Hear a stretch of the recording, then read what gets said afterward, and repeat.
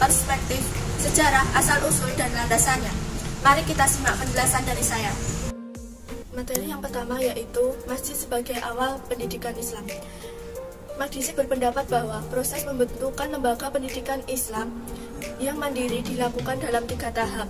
Yang pertama yaitu dari masjid ke kompleks masjid dan ke madrasah.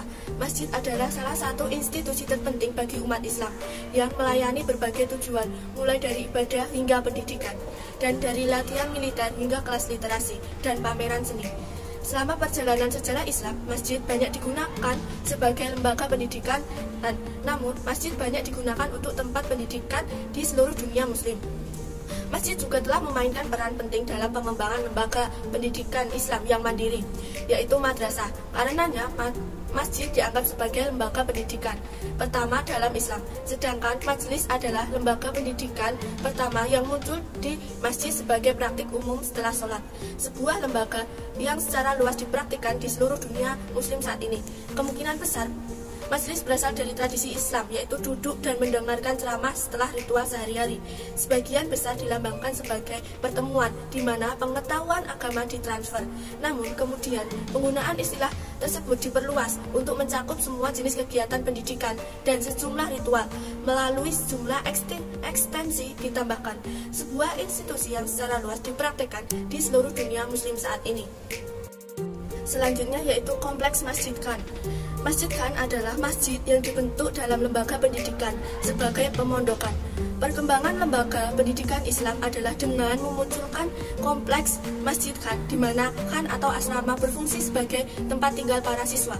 Jadi, masjid Khan ini menyediakan tempat pemondokan yang cukup efektif bagi para pelajar yang datang dari berbagai kota. Masjid Khan diciptakan sebagai dari pengembangan tradisi skolastik muslim ketika pentingnya hadis sebagai salah satu sumber utama pengetahuan Islam diakui.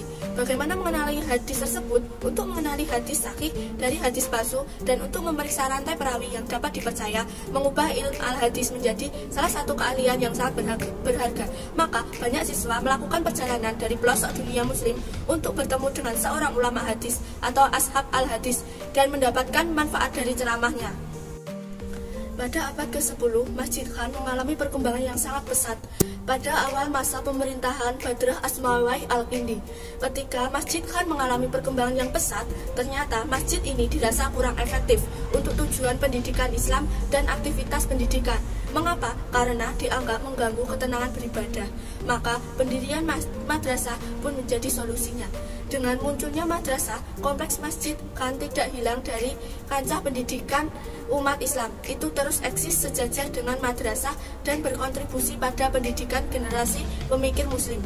Perkembangan madrasah ini dapat dikatakan sebagai konsekuensi logis dari semakin ramainya kegiatan pengajian di masjid yang fungsi utamanya adalah tempat ibadah. Untuk tidak mengganggu ketenangan dalam beribadah di masjid, maka kegiatan pendidikan dibuatkan tempat khusus yang dikenal dengan madrasah. Ada sesuatu yang menarik untuk kita bahas di balik fenomena madrasah ini. Mengapa para pewakaf mengalihkan perhatian mereka kepada madrasah, bukan lagi kepada masjid? Mungkin ini berkaitan dengan sistem patronase atau dukungan atau bantuan keuangan dari orang lain terhadap masjid-masjid kala itu. Biasanya baik masjid jami maupun masjid-masjid non-jami sebagai rumah ibadah berada dalam yurisdiksi para penguasa. Dalam hal ini, khalifah dan sultan. Dengan demikian, pembangunan pengangkatan staf dan dukungan finansial bersumber dari agen pemerintah. Sedangkan madrasah bebas dari sistem kontrol. Kurikulum madrasah bervariasi, tidak hanya sesuai dengan ketentuan para pendirinya, tetapi juga sesuai dengan preferensi para guru dan keinginan para direktur madrasah. Madrasah selalu dianggap sebagai lembaga ilmu-ilmu keislaman. Dengan demikian, diharapkan dapat memberikan pendidikan dasar dalam fikih atau hukum agama dan fikih Islam. Siswa diharapkan terbiasa dengan dalil-dalil yang menggunakan Al-Quran, hadis, dan surah. Seiring berjalannya waktu, mata pelajaran lain beberapa ilmu asing diperkenalkan ke kurikulum madrasah. Nah, selanjutnya di era pendidikan Islam modern ini, optimalisasi peran dan fungsi masjid seperti masa klasik kembali dilakukan. Upaya mengembalikan masjid tidak hanya sebagai tempat ibadah, namun juga sebagai aktivitas duniawi lainnya mulai banyak dilakukan, terutama di kota-kota besar, seperti kemunculannya Islamic Center. Dan adapun di kehidupan sekarang ini dapat saya temui di daerah saya, yaitu terdapat masjid yang bernama Masjid Abu Baitur Rahmah ini yang terletak di lokasi yang sangat strategis, yaitu di Jalan Brigadir Jenderal Slamet Riyadi Sukoharjo atau di Jalan Surakarta Wonogiri. Keberadaannya, masjid bukan hanya sekedar tempat untuk menunaikan ibadah sholat, tetapi juga berperan sebagai pusat pendidikan dan penyebaran syiar Islam.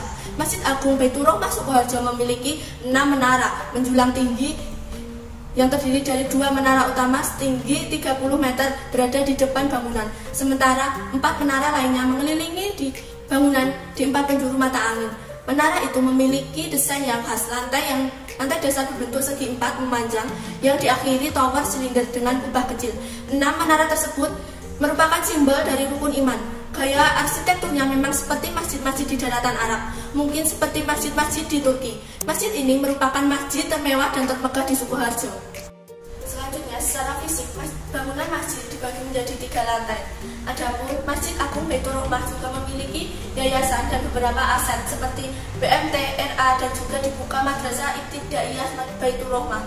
RA dibangun pada tahun 1984 yang bertujuan untuk membekali anak didik agar memiliki jiwa yang berakhlak mulia untuk membentengi diri dari arus perkembangan zaman yang selalu berubah. Madrasah Ibtidaiyah merupakan madrasah swasta yang didirikan belum lama, yaitu pada tahun 2022. Sekian yang dapat saya sampaikan. Bila ada salah kata, saya mohon maaf. Semoga bermanfaat bagi teman-teman semua. Billahi taufik wal hidayah. Wassalamualaikum warahmatullahi wabarakatuh.